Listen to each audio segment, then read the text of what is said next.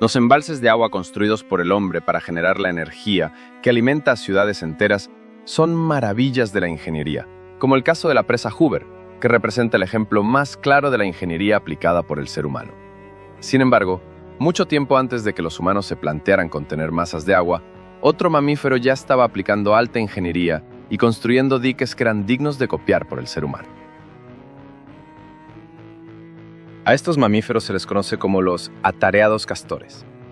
En el mundo animal, los castores son unos ingenieros sin igual. Los castores poseen una habilidad increíble para alterar el medio de manera significativa con respecto a la de cualquier otro animal.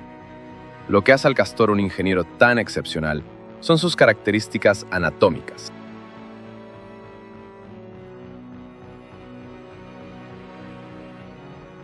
Si nos fijamos en la cola, vemos una estructura plana y horizontal sin pelo, pero que posee muchas funciones diferentes en el agua.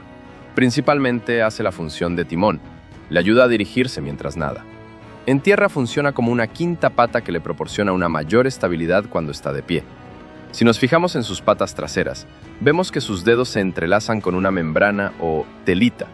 Esta membrana, al estar en el agua y mover sus patas, se convierten en una especie de aletas que le proporcionan una superficie extra que le ayuda a impulsarse con mayor fuerza y velocidad.